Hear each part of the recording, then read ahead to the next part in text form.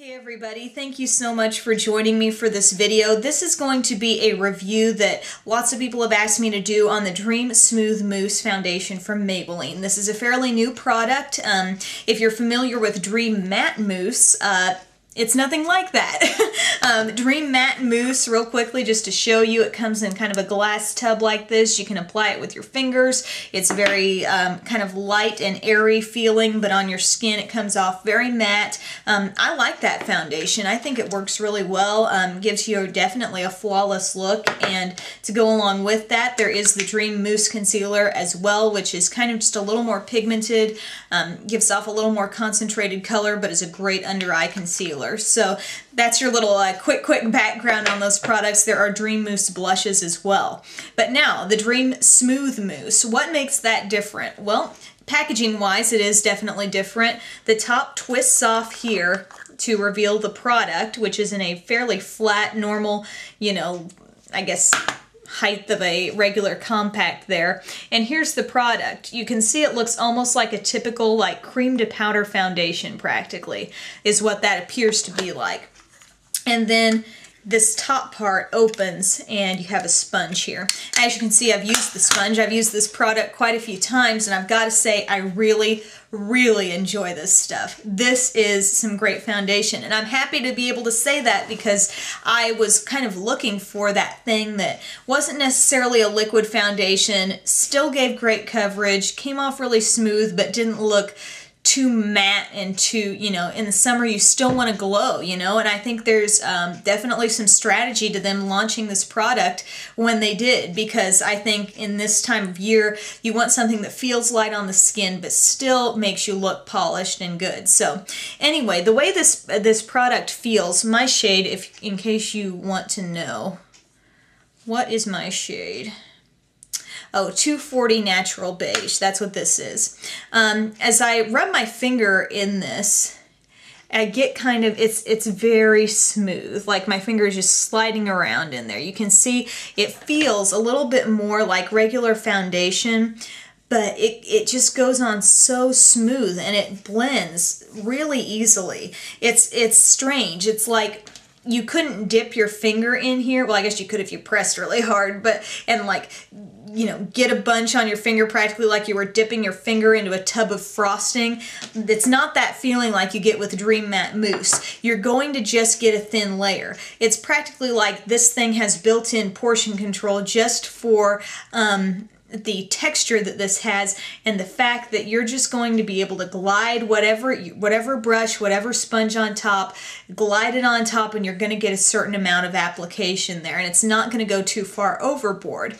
That's interesting, and I think it works well on my face. That's part of why I've enjoyed the staying power of this, because it's like it keeps you from getting too much caked on your face. Dream Matte Mousse, you've got to watch yourself a little bit, because you can literally dunk your finger in there and get out quite a bit.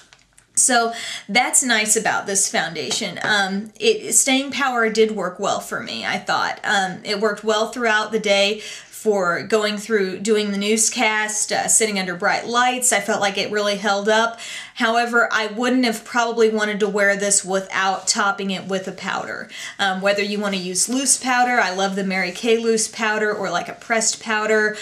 Clinique has a good matte powder, or there are plenty of other brands that make matte pressed powders. They're not all coming to mind right now, but I would want to top off at least just the T-zone. That's really what I do. I go over my nose, my chin, and my forehead with some kind of powder, so the rest of my skin can be somewhat luminous under this. So the fact that this is so kind of solid yet slick right on the surface, it keeps you from applying too much product. Now, how do you like to apply this?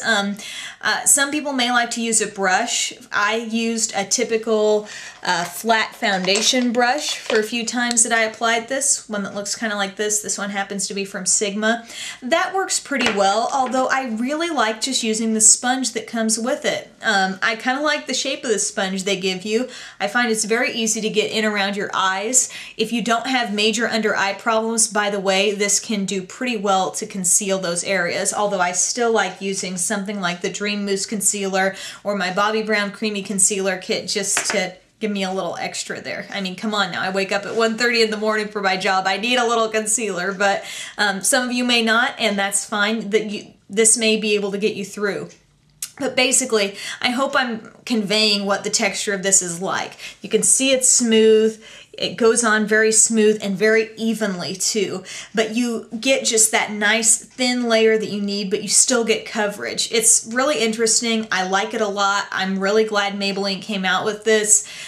There have been other cream to powder foundations that I've tried, and it's like, it still seems so thick. You know, it's like when if you were to drag a sponge over the top of some other kinds, it's like, it's really dragging, and you can tell it's picking up a lot. This is so slick and so light. I mean, you get some on there, you put it on your face, it blends in super easily, it goes on really fast, great for summer, but I think this will take a lot of people through all year round and will probably, I predict, become a very popular foundation for many of you out there. So again, it is the Dream Smooth Mousse foundation from Maybelline. You'll find it in your drugstore. If it's not there yet, it probably will be there soon.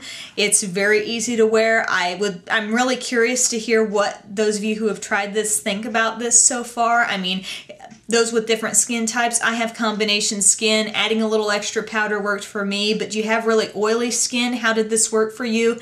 Or if you have really dry skin, how did it work? I think offering those comments down below will give people who are questioning this product a lot more to go on than just what I have to say. So thanks so much, guys, for tuning in for this video. Oh, scent of the product. What I always forget and what someone always asks me about. I can't smell anything. Okay, that was kind of anticlimactic. Thanks for watching, guys. Have a great day.